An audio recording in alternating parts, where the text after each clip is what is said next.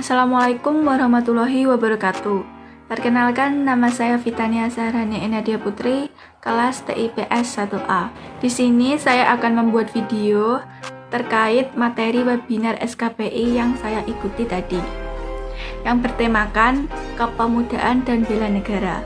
Selanjutnya, untuk lebih jelasnya, mari kita simak video berikut ini. Pembelajaran bela negara. Negara adalah organisasi yang didirikan oleh sekelompok manusia yang mendiami suatu wilayah tertentu dan tunduk atau patuh pada aturan yang sama. Sebuah negara memiliki unsur-unsur. Yang pertama, adanya daerah atau wilayah dengan batas-batas yang jelas. Yang kedua, adanya rakyat yang menetap. 3, adanya pemerintah yang berdaulat. 4, adanya pengakuan dari negara lain. Bela negara adalah sikap dan tindakan warga negara yang didasari oleh kecintaan pada negaranya untuk melindungi dan mempertahankan negaranya dari berbagai macam ancaman, baik ancaman dari dalam negeri maupun luar negeri.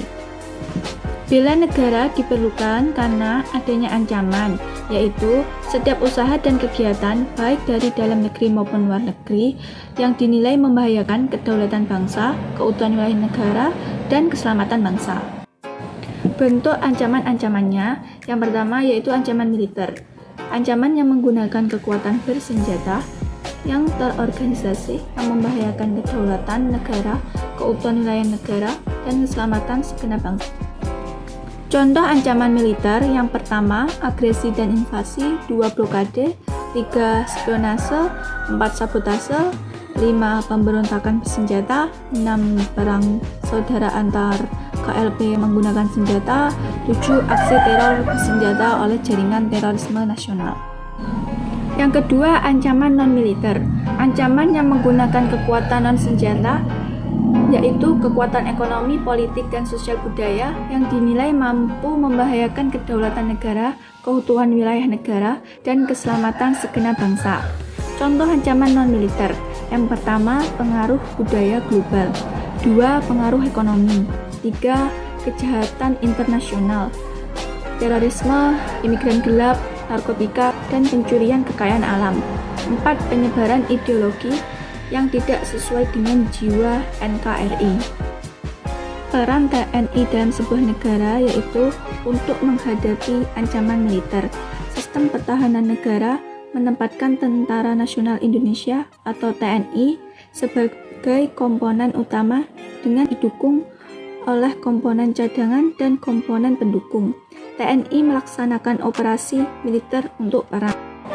Tindakan-tindakan nyata pelajar dalam usaha bela negara, yang pertama, tidak terlibat dengan narkoba, kedua, tidak ikut tawuran, ketiga, tidak ikut mabuk-mabukan, 4, tidak berbuat onar baik di sekolah maupun di lingkungan.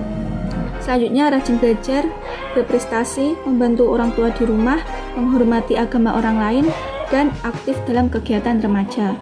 Setiap negara mempunyai tujuan-tujuan. Yang pertama, untuk melindungi segenap bangsa Indonesia dan seluruh tumpah darah Indonesia. Yang kedua, memajukan kesejahteraan umum. Ketiga, mencerdaskan kehidupan bangsa. 4, ikut melaksanakan ketertiban dunia dalam pembukaan UUD 1945 alinea keempat. Sifat-sifat negara. Yang pertama, sifat pemaksa. Hal ini berarti bahwa negara mempunyai kekuasaan untuk menggunakan kekerasan fisik secara legal atau sah untuk memaksa warga negara agar peraturan perundang-undangan ditaati sehingga ketertiban dalam masyarakat tercapai. Yang kedua, sifat monopoli, yaitu negara memiliki sifat monopoli dalam menetapkan tujuan bersama dalam masyarakat sehingga kegiatan yang menyangkut hak hidup orang banyak dimonopoli oleh negara. Ketiga, sifat mencakup semua, yaitu semua peraturan perundang-undangan berlaku bagi semua orang tanpa terkecuali. Setiap negara pasti mempunyai fungsi-fungsi negara. Fungsi negara menurut Profesor Miriam Budiarjo. Fungsi pertama yaitu melaksanakan penertiban dalam masyarakat untuk mencegah terjadinya bentrokan-bentrokan dalam pertikaian dalam masyarakat. Maka negara harus melaksanakan penertiban dengan cara mengatur hubungan manusia dalam masyarakat.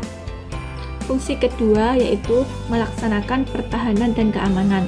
Negara berfungsi untuk mencegah dan menanggulangi berbagai macam ancaman, gangguan, hambatan, dan tantangan, baik dari dalam maupun luar. Fungsi ketiga yaitu mengusahakan kesejahteraan dan kemakmuran.